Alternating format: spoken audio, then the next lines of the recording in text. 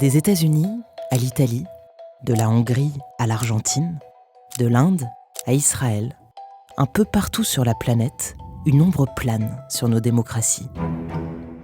Celle de figures politiques qui bousculent les règles du jeu. Elles ont de nombreux visages, naviguent dans des contextes différents, mais la plupart ont un positionnement commun, l'extrême droite, et un même projet, affaiblir la démocratie. And we are just getting started. Leur idéologie a un nom, l'illibéralisme, et leur arrivée au pouvoir pourrait changer durablement nos paysages politiques. Après avoir un passage illibéral, on ne revient pas à ce qu'on a été avant. Marlène Laruelle est historienne à l'université George Washington aux États-Unis.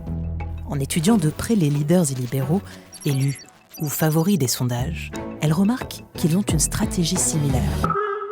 Ce qui nous a donné l'idée d'un portrait robot. Un archétype de leader illibéral et sa boîte à outils. Tout commence dans les règles, avec une élection. Il faudra que notre personnage arrive au pouvoir démocratiquement. C'est le grand tour de force des leaders illibéraux. La quasi-totalité ont conquis leur légitimité dans les urnes. Et ne manque pas de superlatifs pour le souligner. Akkora győzelmet arattunk, hogy még a Holdról is látszik. There's never been anything like this in this country and maybe beyond. La stratégie derrière ça, être identifié comme le choix indiscutable de tout un peuple. Les hommes politiques illibéraux se placent toujours dans le cadre rhétorique au moins de la démocratie, c'est-à-dire qu'on parle au nom du peuple et au nom de la souveraineté nationale. We believe in democracy. We serve the people. We do not rule over them. La mission qu'ils se donnent, redonner la voix à la majorité silencieuse. Una mayoría silenciosa. La majorité silencieuse. The silent majority is stronger than ever before. Une expression très récurrente de la rhétorique illibérale. C'est cette idée que l'espace public, les réseaux sociaux, les institutions peuvent être capturés par des minorités, donc c'est une manière d'activer toute la partie de la population qui n'est pas nécessairement politisée et de dire qu'on parle en son nom. Étape 1, dire qu'il est la voix du peuple. Étape 2, expliquer que ce peuple est menacé de l'intérieur. It's the enemy from within. The threat from within. From within. Face à quoi le leader serait le seul bouclier. En désignant un ennemi de l'intérieur, le leader installe un climat de peur. La société se polarise, c'est eux contre nous. L'objectif ? Générer un soutien inconditionnel à sa cause et attiser la défiance envers ses fameux ennemis. Ça peut être les immigrés, La submersion migratoire. The invasion at our southern border. The invasion of illegal migrants. ça peut être tous ceux qui sont différents. Az LMBTQ lobby és a gender propaganda. Woke ideology. The wokism. Wokeness is bad. Tous ceux qui pensent à l'encontre de la majorité. The radical left. Radical left lunatics. Los zurdos de mierda. C'est une sorte d'ensemble fourre-tout dans lequel on peut mettre tout ce qui n'est pas la majorité silencieuse qu'on imagine.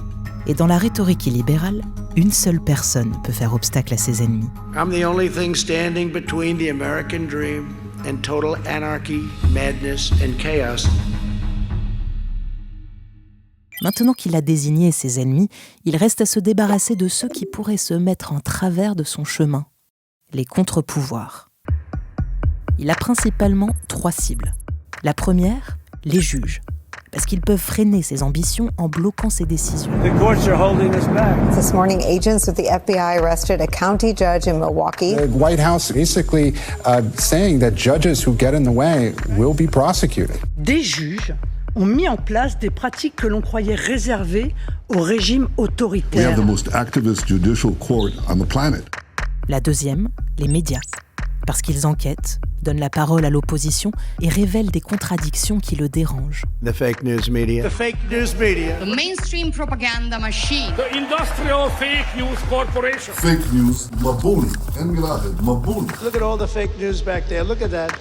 La troisième, la recherche et les universités, parce qu'elles produisent un savoir indépendant qui peut contredire les discours du leader. Well, I don't think science knows, actually. The administration announced the freezing of future grants to Harvard University. The professors are the enemy. La stratégie de communication, la voilà. Il suffit de dire qu'écarter ces contre-pouvoirs, ce serait finalement rendre le pouvoir au peuple, puisque le leader serait la seule incarnation du peuple. I am your voice.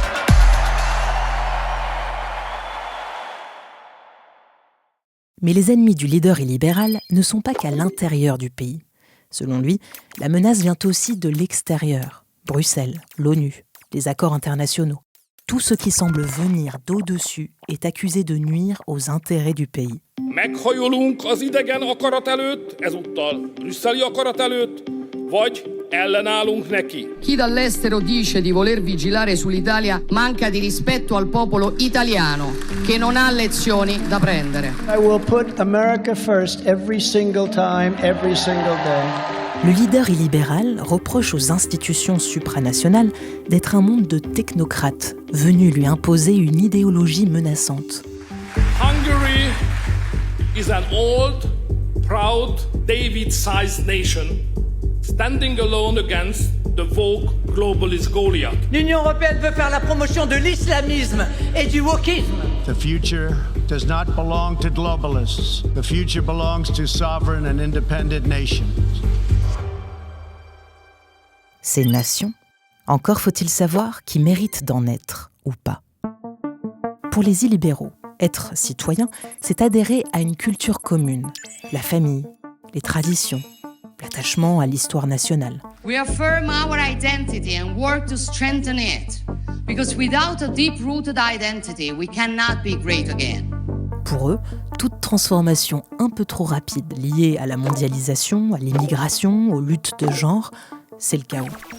Et il existe un outil très pratique pour légitimer un projet conservateur, la religion. I think it's a very Christian concept, by the way. Sono cristiana, non me lo toglierete! Christian roots can be successful in the political battlefield.